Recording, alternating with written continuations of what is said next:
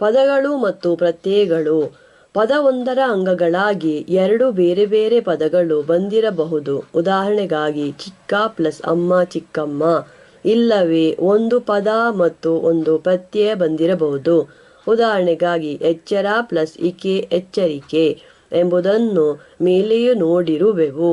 ಇದಲ್ಲದೆ ಪದವೊಂದರ ಅಂಗಗಳಾಗಿ ಎರಡು ಬೇರೆ ಬೇರೆ ಪದಗಳು ಮಾತ್ರವಲ್ಲದೆ ಮತ್ತು ಒಂದು ಪ್ರತ್ಯಯವೂ ಬಂದಿರಲು ಸಾಧ್ಯವಿದೆ.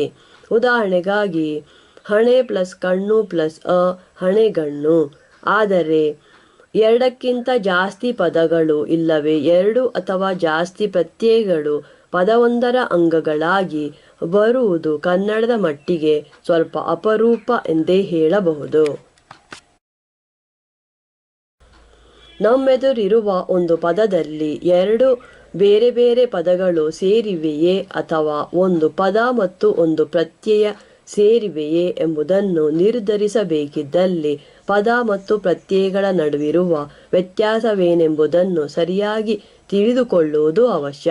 ಸಾಮಾನ್ಯವಾಗಿ ಬೇರೊಂದು ಕಡೆಯಲ್ಲಿ ಸ್ವತಂತ್ರವಾಗಿ ಬರುವ ಪದದೊಂದಿಗೆ ರೂಪ ಮತ್ತು ಅರ್ಥಗಳಲ್ಲಿ ಸಂಬಂಧವನ್ನು ತೋರಿಸುವ ಪದಾಂಗಗಳನ್ನು ಪದಗಳೆಂದು ಮತ್ತು ಆ ರೀತಿ ಸಂಬಂಧವನ್ನು ತೋರಿಸದಿರುವ ಪದಾಂಗಗಳನ್ನು ಪ್ರತ್ಯಯಗಳೆಂದು ಕರೆಯುವುದು ರೂಢಿ.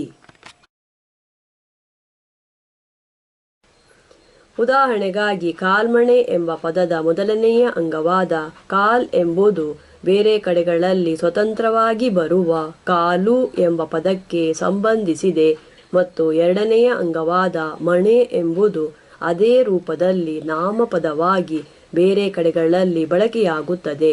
ಈ ಕಾರಣಕ್ಕಾಗಿ ಕಾಲ್ಮಣೆ ಎಂಬುದರಲ್ಲಿ ಎರಡು ಬೇರೆ ಬೇರೆ ಪದಗಳು ಸೇರಿಕೊಂಡಿವೆ ಎಂದು ಹೇಳಬಹುದು. ಕುಣಿತ ಎಂಬ ಪದದಲ್ಲೂ ಮೊದಲನೆಯ ಅಂಗವಾದ ಕುಣಿ ಎಂಬುದು ಬೇರೆ ಕಡೆಗಳಲ್ಲಿ ಕ್ರಿಯಾಪದವಾಗಿ ಬಳಕೆಯಾಗುತ್ತದೆ. ಆದರೆ ತ ಎಂಬ ಎರಡನೆಯ ಅಂಗಕ್ಕೆ ಇಂತಹ ಸ್ವತಂತ್ರವಾದ ಬಳಕೆ ಇಲ್ಲ. ರೂಪ ಮತ್ತು ಅರ್ಥಗಳಲ್ಲಿ ಅದರೊಡನೆ ಸಂಬಂಧವನ್ನು ತೋರಿಸುವ ಬೇರೆ ಸ್ವತಂತ್ರವಾಗಿ ಬರುವ ಪದವು ಕನ್ನಡದಲ್ಲಿಲ್ಲ. ಹಾಗಾಗಿ ಅದನ್ನು ಪ್ರತ್ಯಯ ಎಂದು ಕರೆಯಬೇಕಾಗುತ್ತದೆ. ಆದರೆ ಎಲ್ಲ ಸಂದರ್ಭಗಳಲ್ಲೂ ಪದಗಳನ್ನು ಈ ರೀತಿ ಅವುಗಳ ಸ್ವತಂತ್ರವಾದ ಬಳಕೆಯ ಮೇಲೆ ಪ್ರತ್ಯಯಗಳಿಂದ ಬೇರ್ಪಡಿಸಲು ಸಾಧ್ಯವಾಗುವುದಿಲ್ಲ. ಉದಾಹರಣೆಗಾಗಿ ಹಾರೈಸು ಎಂಬ ಪದವನ್ನು ಪರಿಶೀಲಿಸಬಹುದು. ಅದರಲ್ಲಿ ಹಾರೈ ಮತ್ತು ಸು ಎಂಬ ಎರಡು ಅಂಗಗಳಿದ್ದು ಅವುಗಳಲ್ಲಿ ಮೊದಲನೆಯದು ಹಾರೈಕೆ ಎಂಬ ಪದದಲ್ಲಿ ಕೆ ಎಂಬ ಪ್ರತ್ಯಯದೊಡನೆಯೂ ಮತ್ತು ಎರಡನೆಯದು ಕುಣಿಸು, ಬರೆಸು, ನಡೆಸು, ತಿಳಿಸು ಮೊದಲಾದ ಪದಗಳಲ್ಲಿ ಕುಣಿ, ಬರೆ, ನಡೆ, ತಿಳಿ ಮೊದಲಾದ ಬೇರೆ ಕಡೆಗಳಲ್ಲಿ ಸ್ವತಂತ್ರವಾಗಿ ಬಳಕೆಯಾಗುವ ಪದಗಳೊಡನೆಯೂ ಬರುತ್ತವೆ.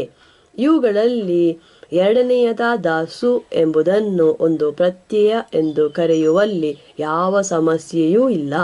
ಅದು ಹೊಸಗನ್ನಡದಲ್ಲಿ ಸ್ವತಂತ್ರವಾಗಿ ಬರಬಲ್ಲ ಬೇರಾವ ಪದದೊಡನೆಯೂ ಸಂಬಂಧಿಸಿಲ್ಲ. ಚಾರಿತ್ರಿಕವಾಗಿ ಅದನ್ನು ಹಳೆಗನ್ನಡದ ಪ್ರೇರಣಾರ್ಥಕವಾದ ಇಸು ಎಂಬ ಕ್ರಿಯಾಪದದೊಂದಿಗೆ ಸಂಬಂಧಿಸಲು ಸಾಧ್ಯವಿದೆಯಾದರೂ ಹೊಸಗನ್ನಡದ ಮಟ್ಟಿಗೆ ಅದು ಒಂದು ಪ್ರತ್ಯಯವೇ. ಹಾರೈಸು ಎಂಬ ಪದದ ಮೊದಲನೆಯ ಅಂಗವಾದ ಹಾರೈ ಎಂಬುದು ಬೇರೆ ಕಡೆಗಳಲ್ಲಿ ಸ್ವತಂತ್ರವಾಗಿ ಬರಲಾರದಾದ ಕಾರಣ ಮೇಲೆ ಕೊಟ್ಟಿರುವ ನಿಯಮದ ಪ್ರಕಾರ ಅದನ್ನು ಪದವೆಂದು ಹೇಳಲು ಸಾಧ್ಯವಾಗದು. ಆದರೆ ಅದನ್ನು ಪ್ರತ್ಯಯವೆಂದು ಕರೆಯುವುದು ಸರಿಯಲ್ಲ. ಯಾಕೆಂದರೆ ಎರಡು ಪ್ರತ್ಯಯಗಳನ್ನು ಮಾತ್ರವೇ ಒಟ್ಟು ಸೇರಿಸುವುದರ ಮೂಲಕ ಪದವೊಂದನ್ನು ತಯಾರಿಸಲು ಸಾಧ್ಯವಾಗದು. ಅಂತಹ ಪ್ರತ್ಯಯಗಳಿಗೆ ಆಧಾರವನ್ನು ಕೊಡಬಲ್ಲ ಪದ ಇಲ್ಲವೇ ಧಾತುವನ್ನು ಅವಕ್ಕೆ ಸೇರಿಸಿದಾಗ ಮಾತ್ರ ಅವು ಪದವಾಗಬಲ್ಲುವು. ಹಾಗಾಗಿ ಇಂಥ ಸಂದರ್ಭಗಳಲ್ಲಿ ಬೇರೆ ಕಡೆಗಳಲ್ಲಿ ಸ್ವತಂತ್ರವಾಗಿ ಬರಲಾರದಂತಹ ಒಂದು ಅಸ್ವತಂತ್ರ ಪದ ಬಂದಿದೆ ಎಂದು ಹೇಳಬೇಕಾಗುತ್ತದೆ. ಹಾರೈಸು ಎಂಬುದರಲ್ಲಿ ಹಾರೈ ಎಂಬುದೊಂದು ಅಸ್ವತಂತ್ರ ಪದ ಮತ್ತು ಸು ಎಂಬುದೊಂದು ಪ್ರತ್ಯಯ. ಚಾರಿತ್ರಿಕವಾಗಿ ಹಾರೈ ಎಂಬುದು ಹಳೆಗನ್ನಡದ ಪಾರ್ ನೋಡು ಎಂಬ ಪದಕ್ಕೆ ಸಂಬಂಧಿಸಿದೆ. ಅಸ್ವತಂತ್ರವಾಗಿ ಬರುವ ಒಂದು ಪದಾಂಗ ಮತ್ತು ಸ್ವತಂತ್ರವಾಗಿ ಬರುವ ಒಂದು ಪದ ಇವೆರಡೂ ಒಂದೇ ಎಂದು ಹೇಳಲು ಅವುಗಳ ನಡುವೆ ಎಂಥ ಸಂಬಂಧವಿರಬೇಕು ಎಂದರೆ ಅವುಗಳೊಳಗೆ ಎಷ್ಟರ ಮಟ್ಟಿಗೆ ಸಾಮ್ಯವಿರಬೇಕು ಎಂಬ ವಿಷಯದಲ್ಲಿ ಭಿನ್ನಾಭಿಪ್ರಾಯಗಳಿರಲು ಸಾಧ್ಯವಿದೆಯಾದ ಕಾರಣ ಇದರಿಂದಾಗಿಯೂ ನಮ್ಮೆದುರಿಗಿರುವ ಒಂದು ಪದಾಂಗ ಪದವೇ ಅಥವಾ ಪ್ರತ್ಯಯವೇ ಎಂಬ ವಿಷಯದಲ್ಲಿ ಒಂದು ನಿರ್ಧಾರಕ್ಕೆ ಬರುವುದು ಕಷ್ಟವೆಂದು ತೋರಲು ಸಾಧ್ಯವಿದೆ. ಉದಾಹರಣೆಗಾಗಿ ಇಬ್ಬದಿ ಎಂಬ ಪದದಲ್ಲಿ ಬರುವ ಇಬ್ ಎಂಬ ಮೊದಲನೆಯ ಅಂಗ ಎರಡು ಎಂಬ ಸ್ವತಂತ್ರ ಪದಕ್ಕೆ ಸಂಬಂಧಿಸಿದೆಯೇ ಅಥವಾ ಇಲ್ಲವೇ ಎಂಬುದರ ಮೇಲೆ ಅದು ಒಂದು ಪದವೇ ಅಥವಾ ಪ್ರತ್ಯಯವೇ ಎಂಬುದು ಅವಲಂಬಿಸಿದೆ.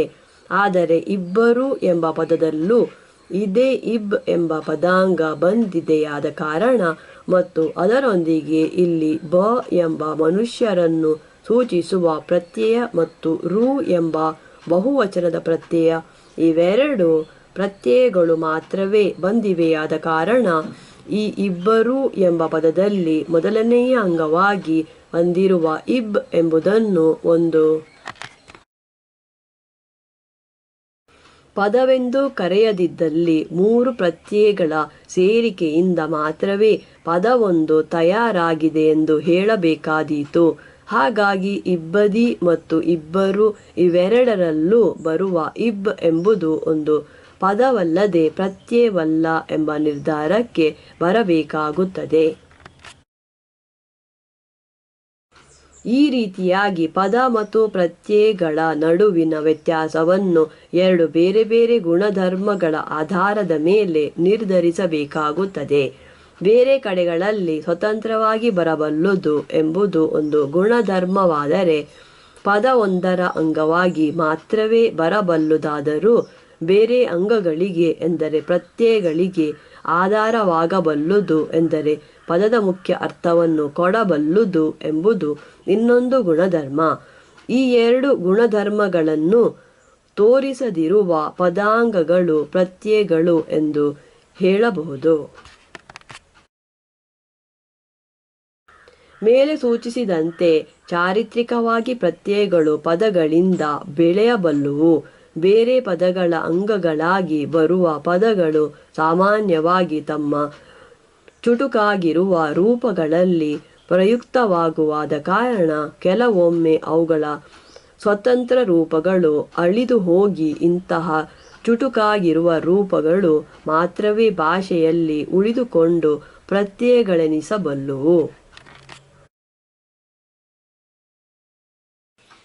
ಉದಾಹರಣೆಗಾಗಿ ಮೇಲೆ ಕೊಟ್ಟಿರುವ ಸು ಎಂಬ ಪ್ರತ್ಯಯ ಮೊದಲಿಗೆ ಸ್ವತಂತ್ರವಾಗಿ ಬರುವ ಇಸು ಎಂಬ ಕ್ರಿಯಾಪದದೊಂದಿಗೆ ಸಂಬಂಧಿಸಿದ್ದು ಪದವಾಗಿತ್ತು. ಆದರೆ ಈ ಸ್ವತಂತ್ರವಾದ ಬಳಕೆ ಕಾಲಕ್ರಮೇಣ ಅಳಿದು ಹೋಗಿ ಈಗ ಹೊಸಗನ್ನಡದಲ್ಲಿ ಅದು ಬೇರೆ ಪದಗಳ ಅಂಗವಾಗಿ ಮಾತ್ರ ಬರುತ್ತದೆ. ಇಂತಹ ಪದಗಳಲ್ಲಿ ಉದಾಹರಣೆಗೆ ಕುಣಿಸು, ಬರೆಸು ಇತ್ಯಾದಿ ಅದಕ್ಕೆ ಪದದ ಮುಖ್ಯ ಅರ್ಥವನ್ನು ಸೂಚಿಸುವ ಶಕ್ತಿಯಿಲ್ಲವಾದ ಕಾರಣ ಅದನ್ನೊಂದು ಪ್ರತ್ಯಯವೆಂದು ಮಾತ್ರವೇ ಹೇಳಲು ಸಾಧ್ಯವಿದೆ.